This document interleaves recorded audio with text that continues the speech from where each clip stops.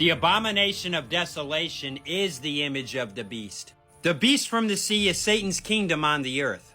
Satan is the god of this world and reigns on earth through the emperors. This is why the Old Testament prophecies address Satan as the king of Tyre or the king of Babylon.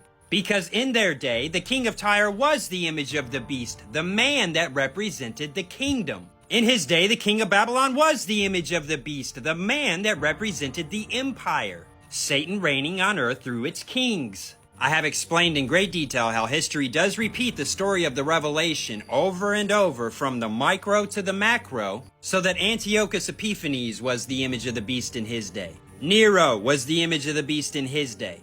The man that represented Satan in Satan's kingdoms on the earth. All this talk of one world government is Satan trying to take over the whole world, bruh. Satan is a spirit. He doesn't have an image on the earth. He doesn't have a body, and so he reigns through the kings and the emperors to have representation here. And all this talk about his image, look, you need an image if you're gonna rule the world. The image is what's gonna rule the world. What are we talking about? Well, when we're talking about the beast from the sea, we're talking about the spirit of Antichrist needs an image to rule the world in. That's why John said the spirit of Antichrist is already in the world. Everybody who doesn't believe in Jesus, bruh, is working for the devil by default. Because they've never been born again in the spirit, they are only alive in the flesh, and the devil is the king of this, you see? The god of this is the devil because he is the god of this world, and this is of the world. Meaning the children of the flesh worship Satan as God instead of God because they're not alive in the spirit to even know him at all. When we say Antichrist, we don't just mean he's against Jesus. He's against Jesus because he wants to be Jesus. And so he tries. Why? Well, Jesus is the image of the invisible God. Wait, the image of God is King of Kings and Lord of Lords on the earth. Satan says to himself, I'm a god. If I get an image down there, I can reign on earth. Because an image means a body for the spirit to dwell in and operate through.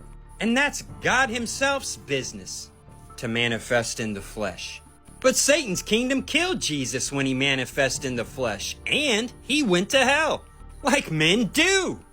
But Jesus had the keys. He made the doors. He made hell. He made everything above hell, and then everything above that, and then everything above that, and everything that was made. So the gates of hell could not prevail against his kingdom. He walked right out of there and took folk with him. And then he rose from the dead, and so did those folk he grabbed. And then he ascended into heaven, and the important thing to know here is, woo, he's gone. And he didn't reign on earth. He didn't take over. Dodged a bullet. The devil thinks, because he don't know how this actually works. He ain't seen it done yet in real life. Like the whole part about Jesus coming back, the angels can only imagine what that's going to look like.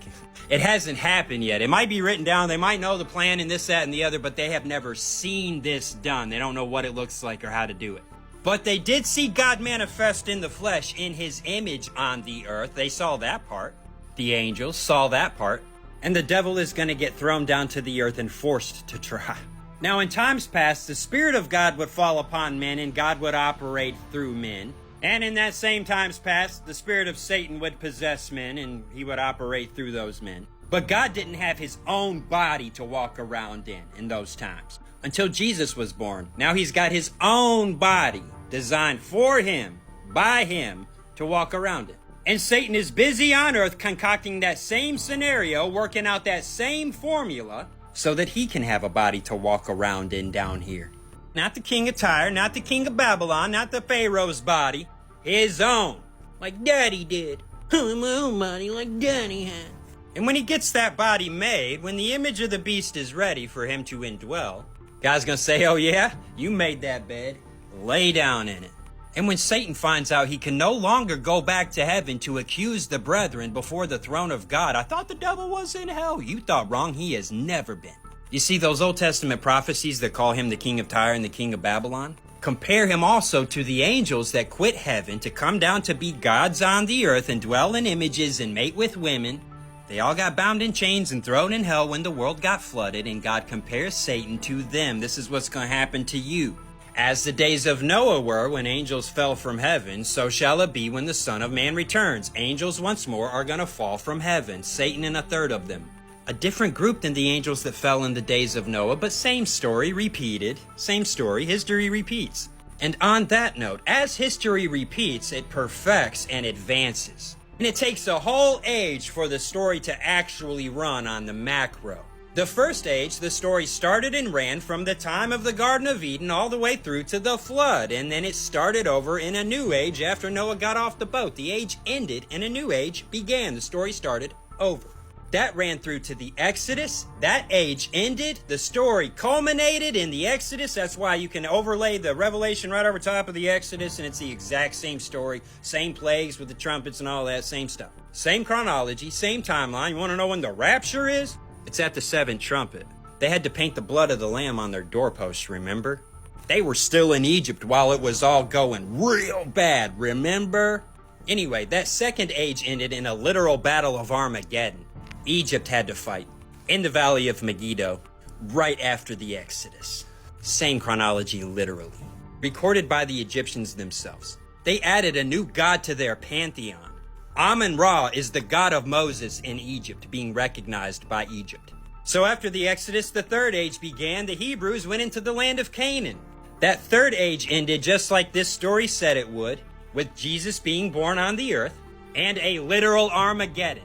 The Romans coming to throw down Jerusalem in a flood of bodies. The third age also ended in a flood of bodies. Now we are in the fourth age. This story is running bigger and better than it ever has before.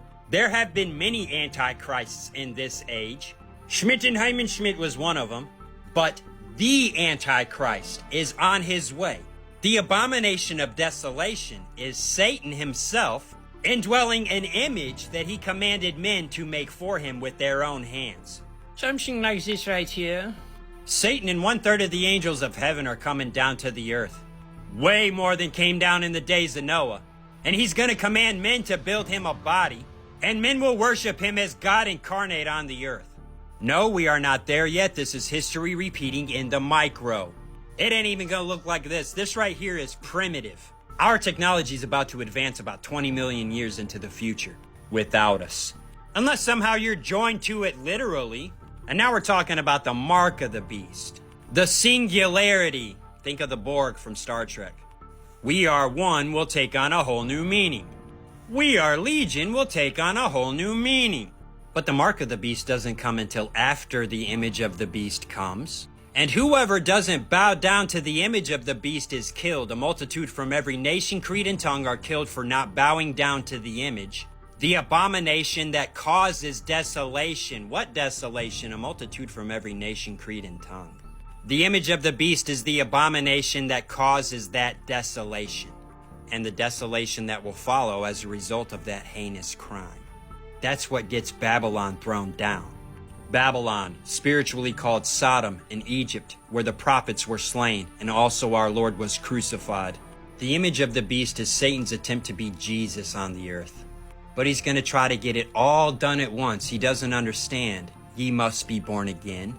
Satan loses his morning star, his heavenly angelic body, at the sixth seal of the Revelation in the future, and he gets thrown down to his earthly image. Ye must be born again goes backwards for the devil because of his ambitions. All who fear God's name, small and great, started off as flesh and blood dirt from the earth, but will be born again as spirits from heaven in the first resurrection, a massive upgrade.